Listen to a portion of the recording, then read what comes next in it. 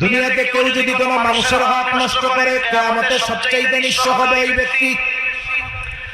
রাসূলুল্লাহ সাল্লাল্লাহু আলাইহি ওয়াসাল্লাম সাহাবায়ে কেরামকে জিজ্ঞাসা করেন, তোমরা কি জানো কিয়ামতের দিন সবচেয়ে নিঃস্ব হবে কে, মুফলিস কে হবে?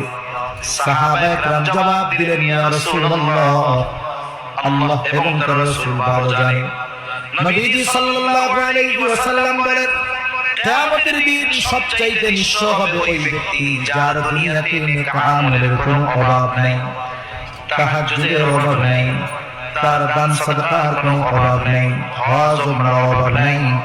এত পরিমাণ আমল সে দুনিয়ায় করবে, কিয়ামতের দিন পাহাড় সম পরিমাণ নেক নিয়ে সে উঠবে। সে মনে করবে আজকে আমার জান্নাতি যাওয়াকে ঠেকায়, কিন্তু আফসোস ওই ব্যক্তি দুনিয়ায় মানুষের হক নষ্ট করত।